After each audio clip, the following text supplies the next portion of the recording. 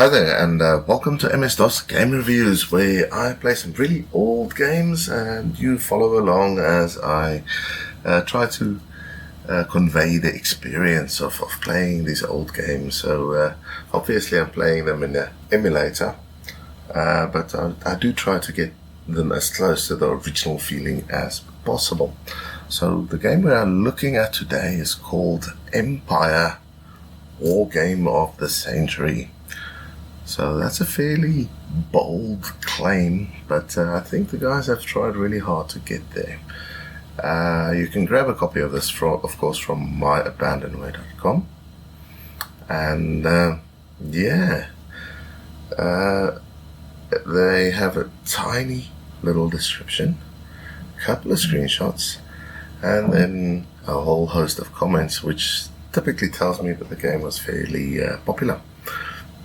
And then you can grab, of course, a copy. So download it there. Oh, what is... oh, dear. Something is wrong. My poor system is dragging. Okay, so here you have the manual. Like an F11 there.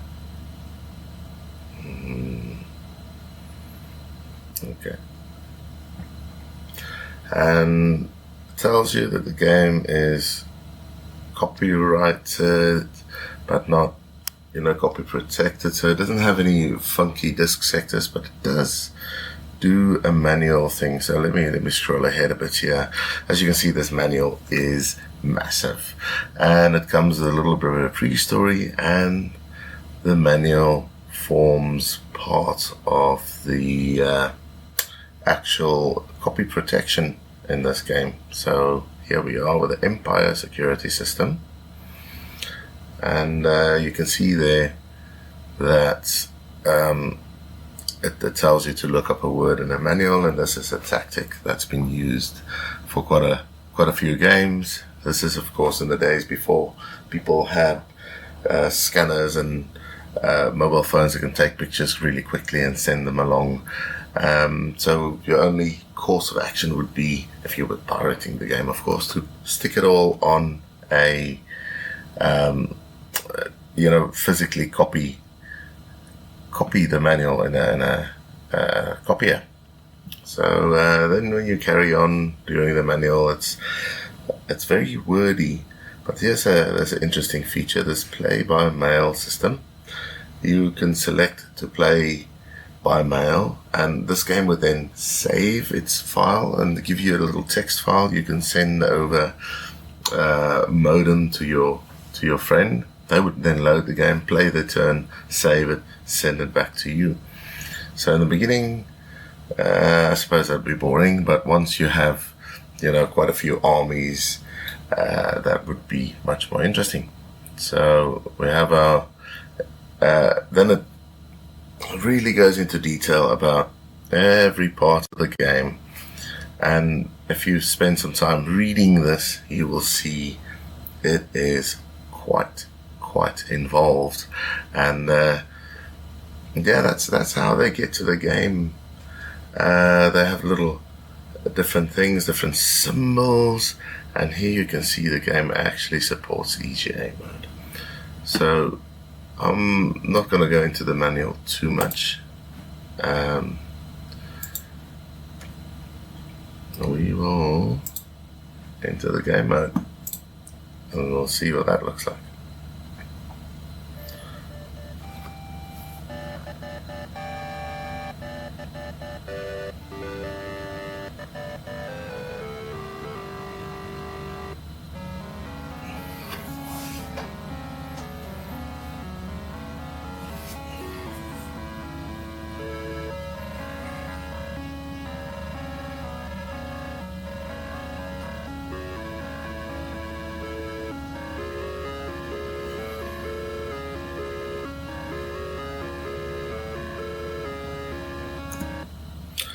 Alrighty, so here we are in the EGA mode, and it just tells you again, please don't copy the software, and then it says please enter the first word from line 1 on page 25. So when you go into the game directory, there's a password of text. So they did say line 25. So of course we look for line 25. Oh, not line 25, page 25. Line 2, let's just make sure. It's looking for first word from line 1 on page 25. Oh, page 25. Production.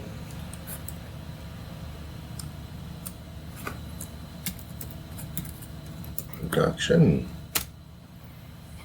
And we have invalidated. And now we have Welcome to Empire, Wargame of the Century.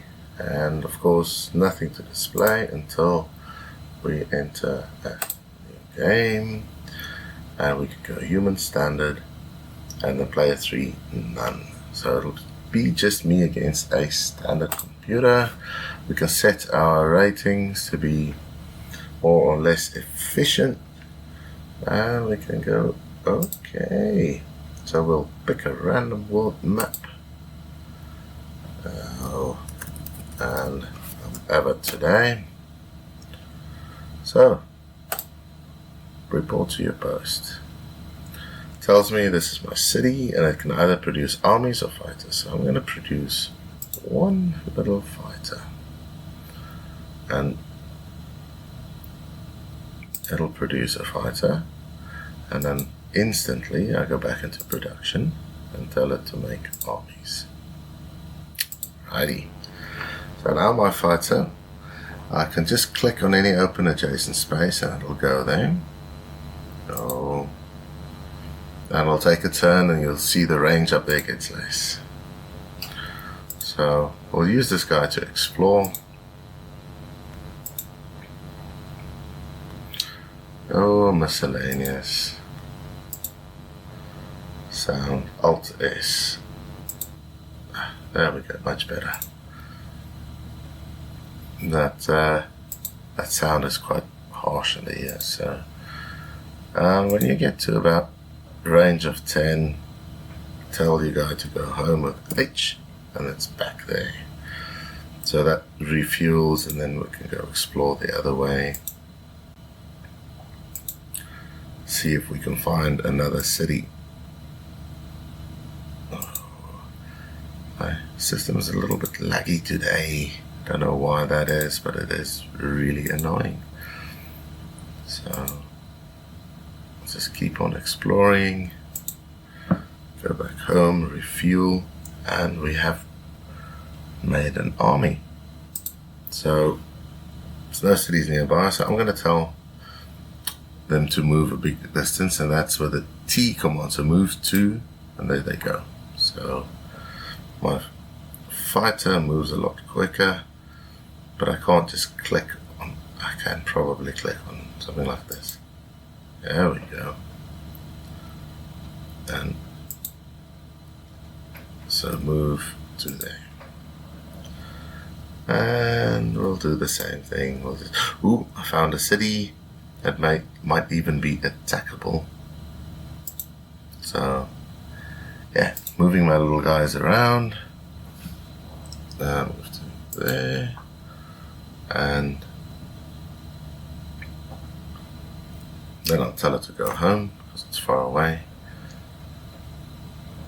So let's cross the ocean. So every time it flashes like that, it's because I clicked too far away. So we'll keep on clicking, see where we're going, see if I can find something else. Just waiting for my city to produce more armies. Oh, tell it to go home. This guy I'm telling to move here. And I'm going to tell that guy to start moving here as well. So this army, I'm going to tell it to attack. And it's putting up a good fight. And I have captured that city. I'm going to tell it to make armies, of course.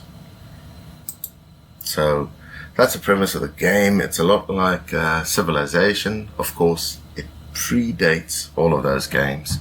So there's a lot of groundbreaking ideas in this game. Oh, and there's another city. So I can move to here and then go home. And producing a lot of armies is great stuff, so obviously I'm going to tell that fighter to just start looking around here. See if there's any more cities to conquer. So it's a fairly classic command and conquer type game. So I'm going to tell that guy to move here, tell that guy to move there as well, and this guy to go home. Why not?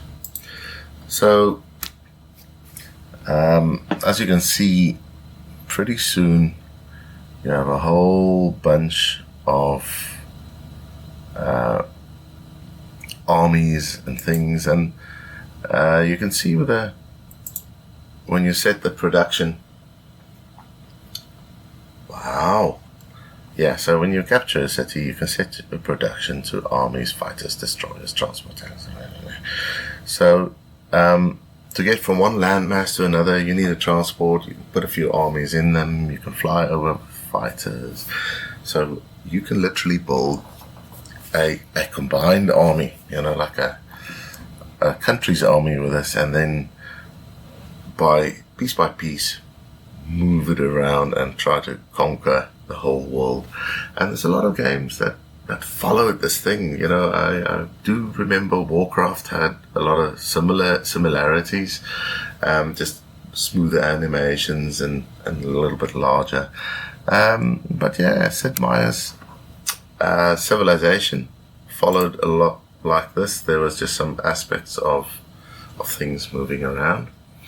But yeah, I'm not going to spend hours and hours and hours playing this game, but you definitely could. This game, you could definitely spend days crafting your perfect army, taking over your enemy, and that's why I believe this game actually does deserve the title of Wargame of the Century, because this was last century. This was the top evolution of computer hardware, and it did really well. It did produce a game where you could physically play for hours and hours and hours as a master, a strategy person. So yeah, hopefully you guys liked this little video, and yeah, we'll see each other on the next one. But in the meantime, have a fantastic day, and goodbye.